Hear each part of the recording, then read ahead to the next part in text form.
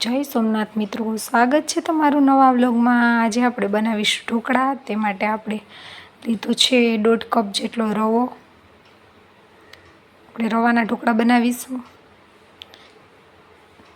તેમાં 2 વાટકી જેટલી છાશ ઉમેરીશું। દહીં હોય તો પણ ચાલે, દહીં પણ નાખી શકાય, જે વસ્તુ અવેલેબલ હોય તે નાખી શકાય। બરોબર મિક્સ કરી લઈશું છાશ અને રવાને।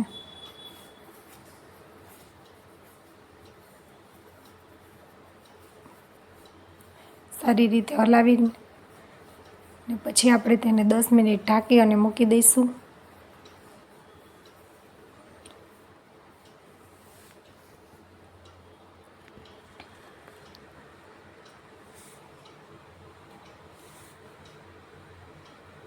જો મિત્રો હજુ સુધી મારી ચેનલને સબસ્ક્રાઈબ ન કરી હોય તો સબસ્ક્રાઈબ કરી લેજો। બાજુમાં રહેલા બેલ આઇકોનને ઓન કરી દેજો, જેથી રેસીપીની નવી ડીશ તમારા સુધી રોજ પહોંચતી રહે। હવે બેટર તૈયાર થાય ત્યાં સુધીમાં આપણે લીલું મરચું, ધાણા, આદું અને લસણ બધું ક્રશ કરી લઈશું। અધકચરું વાટી લેવાનું છે। તો આદુ લસણની પેસ્ટ પણ તૈયાર થઈ ગઈ છે અને બેટર પણ 10 મિનિટ રહીને સારું એવું છાશ ઓબ્ઝર્વ કરી લીધી છે। તો તેમાં જરૂર લાગે તો થોડું પાણી ઉમેરવાનું છે। જાડું બેટર થઈ ગયું હોય તો થોડું પાણી આપણે ઉમેર્યું છે અને મિક્સ કરી લીધું છે। હવે તેમાં સ્વાદ અનુસાર નમક ઉમેરીશું।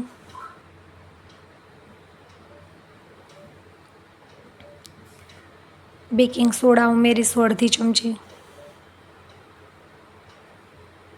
ત્યારબાદ તેની ઉપર થોડું પાણી નાખી અને બધું સારી રીતે મિક્સ કરી લઈશું અને થોડી વાર માટે ફેટી લઈશું। આ ક્રશ કરેલા આદુ, લસણ અને મરચાં નાખીશું, કોથમીર ઉમેરીશું,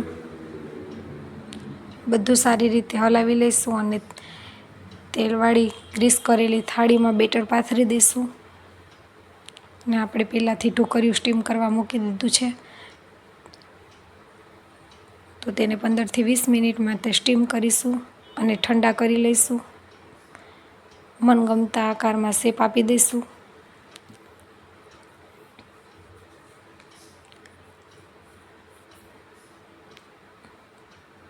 આપણે ડાયમંડ શેપમાં કટ કર્યા છે। ખાવામાં એકદમ સ્વાદિષ્ટ અને એકદમ પોચા એવા લાગે છે। તો ઢોકળાને આપણે કટ કરી અને ડીશમાં લઈ લીધા તે તો છે ને એકદમ પોચા અને જોતાં જ મોઢામાં પાણી આવી જાય તેવા ઢોકળા। હવે આપણે તેને વઘારીશું। સૌપ્રથમ પેનમાં તેલ લઈશું, તેમાં રાઈ ઉમેરીશું। રાઈ ફૂટી જાય એટલે મીઠા લીમડાના પાન, 1 લીલું મરચું, તેમજ તલ ઉમેરીશું।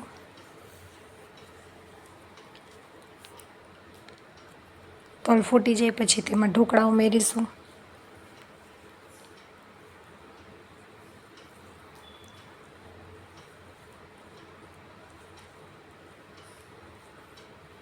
બધું સારી રીતે મિક્સ કરી લેશું।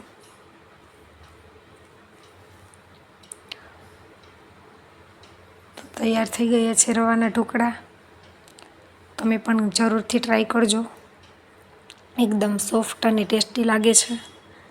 તો આજની રેસીપી તમને કેવી લાગી તે કોમેન્ટ કરીને જણાવજો અને જો ચેનલમાં નવા હોય તો ચેનલને લાઈક, શેર અને સબસ્ક્રાઈબ કરવાનું ભૂલતા નહીં। મળશું આવી જ નવી રેસીપી સાથે।